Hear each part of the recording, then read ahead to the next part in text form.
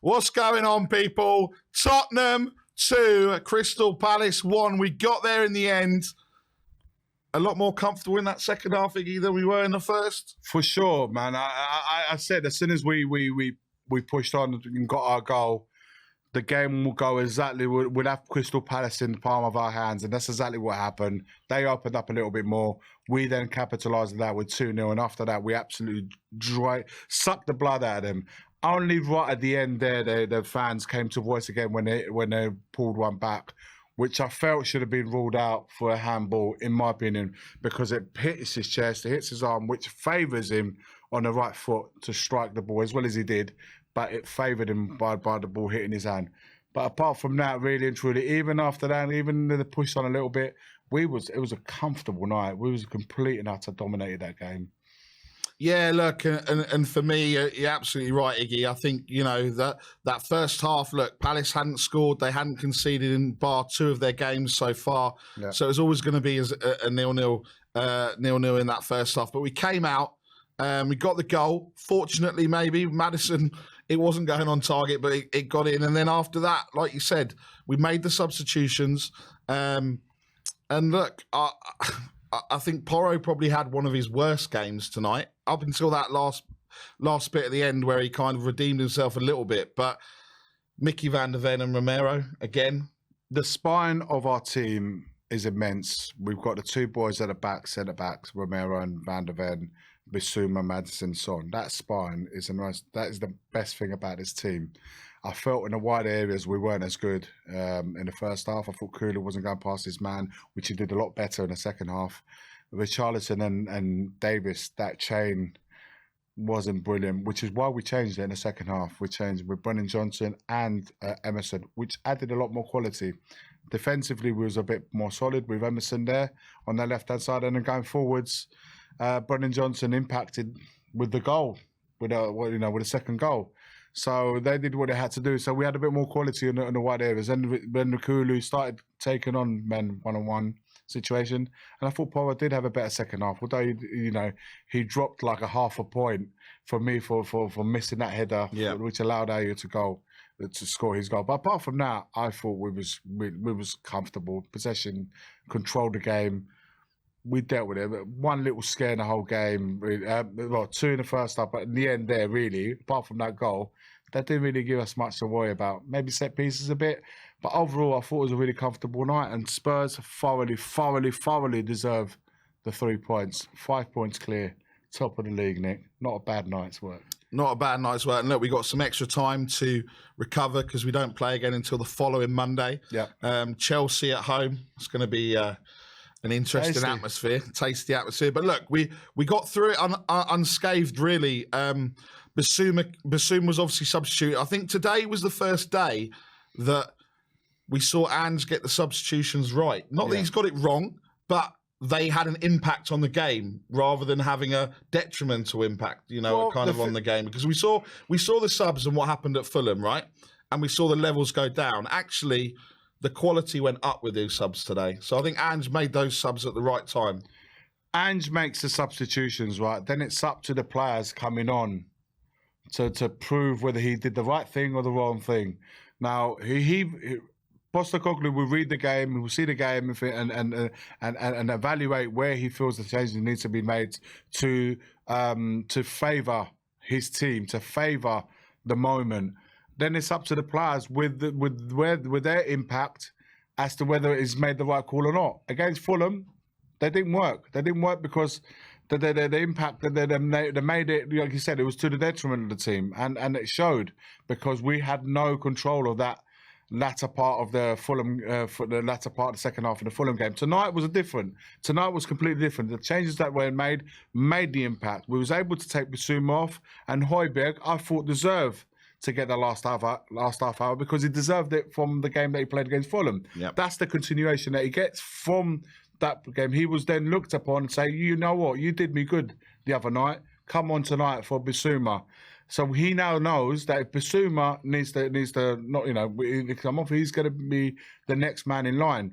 If you look at the wide areas, Brennan Johnson brings us quality. Emerson, not a left back, but he gave us a little bit more security. And Van der Ven, coming across a lot less with Emerson there.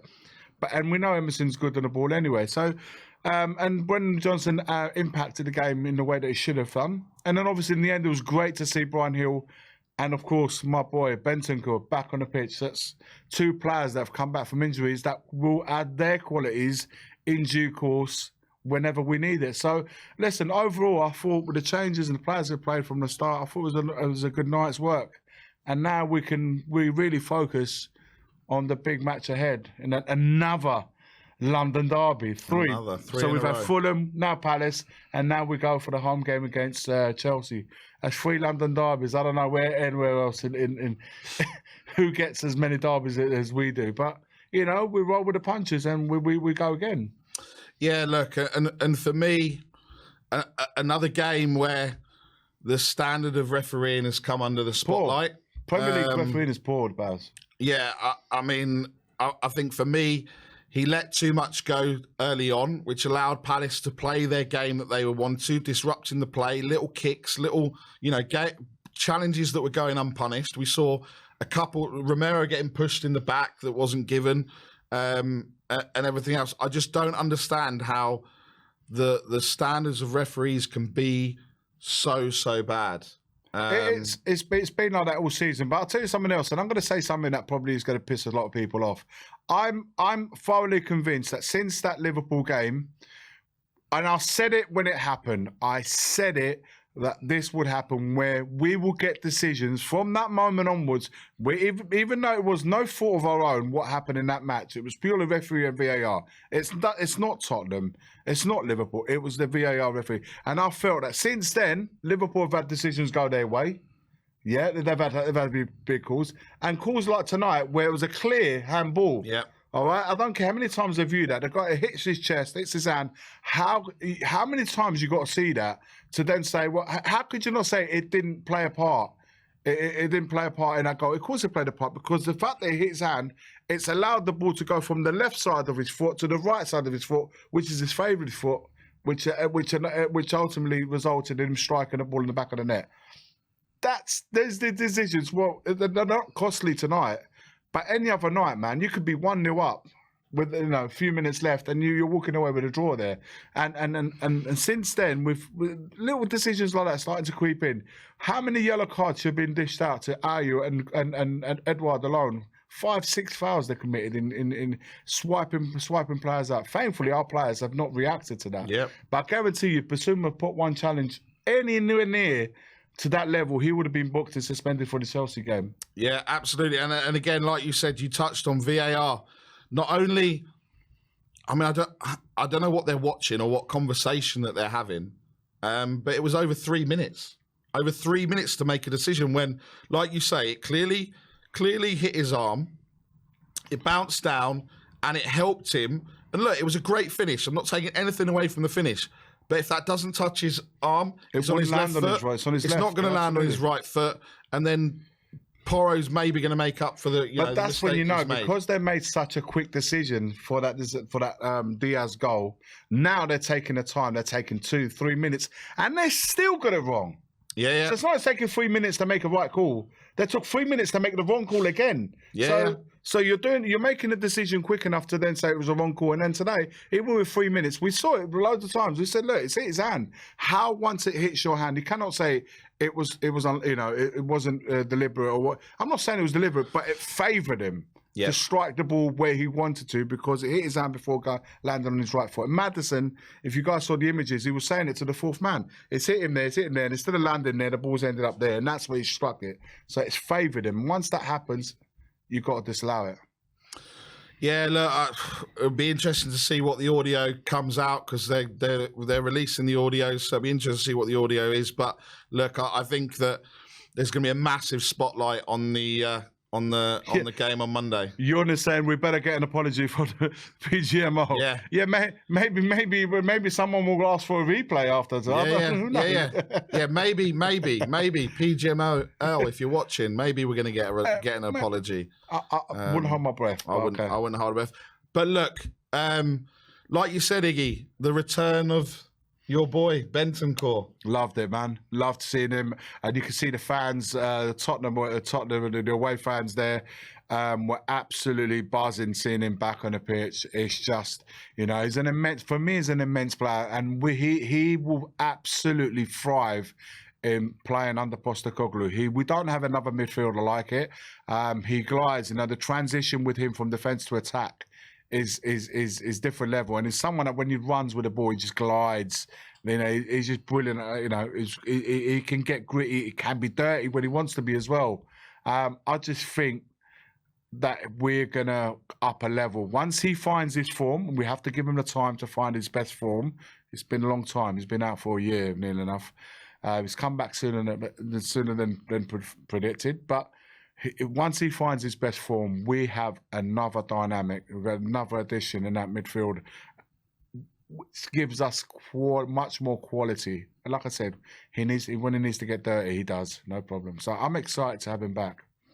Yeah, and look, it gives us more options, right? It gives us more options for Chelsea. Basuma, I mean, look, I'd be very surprised if we don't start pretty much the same team. Maybe, obviously, would you make a decision about Brennan Johnson starting against Chelsea? Well, look, I imagine Udoji is going to be fit and well for that one, so he will get his place back at left back. So that already sets us up there defensively as the best back four, including Vicario and Basuma in front. After that, on the left-hand side, I think we need to make a decision. If we keep on with Richarlison, or do we bring in Brennan Johnson? Brennan Johnson had a really good impact in tonight's game. So that's where I feel the decision will be made. Depends how Postecoglou wants to play it. But other than that, I'll see another unchanged team playing against Chelsea. I see that's the left side essentially is where we need to look at. But everywhere else, I see everyone pretty steady. So looking forward, Iggy, it's going to be a Monday game under the lights. Pochettino coming back to the lane. It's going to be fiery. Are we going to see? We saw a battle at the bridge. Are we going to see something at the lane? I can't think of a word. There's a battle. Listen, I think Tottenham, like Postecoglou said, it's a nightclub. Tottenham is a nightclub, and he's all right with that. Listen, the atmosphere has been incredible for all home games. Another London derby under the lights, Chelsea. The game sets up itself. You don't need to pump the game up even more. It's going to be absolutely it's going to be shaking in that stadium. Even I reckon an hour before kickoff it'll be like that. Yeah. And of course, in addition to that, our old manager's coming back for the first time. I think he's coming back as an ex. Some people say he'll get a good reception, and then when the match starts, it'll be a bad reception. Listen, he's a Chelsea manager now, so I expect. He's a Chelsea manager, and remember what he said in that interview. Yeah, remember what he said. I don't want to hear he's magic. I don't want to hear any of that inside the stadium. I don't think we will. I don't want to see any of that, any nonsense. We go out, we play hard. And at the end, you can clap him or do whatever you want to do. But I don't want to hear any songs like that. I don't think of it. I think we're full flow with Postecoglou, and he's just going to be treated like the Chelsea, as a Chelsea counterpart. Listen, it's great that he's coming back. It's good. I hope he does well, but after the Chelsea game. After the Spurs game, and just before we wrap up here, a couple of members chats. Andrew Dean, member for 6 months. Big step if we finish top 4, win the league. Don't say those words yet. Calm. It's because of our strong defence. Romero, Van der Ven, Vicario keep us in the game 100%. Look, with those 3 in that triangle. They're just solid. Romero looks a different player. Van der Ven's pace is electric. And Vicario, he's upset with that goal, and we're all upset with that goal at the end. But he's been an absolute, crucial saves at crucial times throughout this season, and he's just been fantastic. Listen, when you got something good going, when a system that works, everyone's happy within that system. Everyone's happy with the play that we're playing. Like I said, we've got a really good spine. We had to just get them to play long enough together to build their understanding. Now that they've got that, and obviously the added responsibility given to Romero as vice captain means that he's had to step up. He's had to approach his outlook in the games is far more assured, more calm. But also he's been helped by another great defender next to him, which is what probably he needed, which was missing. You know, he was. Some people saying, you know, he was always hasty. He's always, you know, reckless. But that's because he was always under pressure, playing with players that clearly nowhere near the level. That's not to say that Romero's, you know, is you know, the Franz Beckenbauer of the situation, but he's playing with a player that is on the level. So, and they've created a wicked understanding. Vicario, quality addition. You know, who'd have thought we would have? You know, we wanted Raya, and we've got Vicario. People wasn't sure. You know, who's this guy all about? But it turns out to be that in the end, we've made the right choice in Vicario. And as long as we've got those three players, including Basuma and Tottenham, fit and ready every single game, we will always be solid in defence. Absolutely. And Powder TCG, member for 90 months, was great seeing Bentancur come back on. Yeah, I agree. And a word for our captain, Heung-min Son. Very, you know, isolated in that first half, but when it mattered, he was in that position, and it's now his 8th goal in 7 games. He's one behind Erling Haaland, who, according to some, is a bang average John Carew. Big up, Mr. Box Office. Yeah, just Sonny today. Listen, it just goes to show how many chances did he have? Once he was provided a service, what did he do? He put it in the back of the net. Yeah. What do you want from your striker? What do you want? He was given a service. He put the ball in the back of the net at one time asking. It just goes to show we put the balls in there and Son will slot it on. That's it. The guy's a finisher. He's a world-class finisher, and he will always score goals. He didn't get the service in the first half. He didn't really get much of the ball. They were defending outside the box, really and truly. So that meant that Son had to play a lot of it back to goal. But once we got our goal, the first one that is, then the things opened up and he was able to exploit the gaps given by them. And then when it mattered, Brennan Johnson put the ball in the box and he was there to capitalise. That's what you want. What else do you want from your striker? Absolutely. Look, Spurs fans, enjoy the ride. That's all I'm going to say. Enjoy it. Yep. We're top of the league, 5 points clear.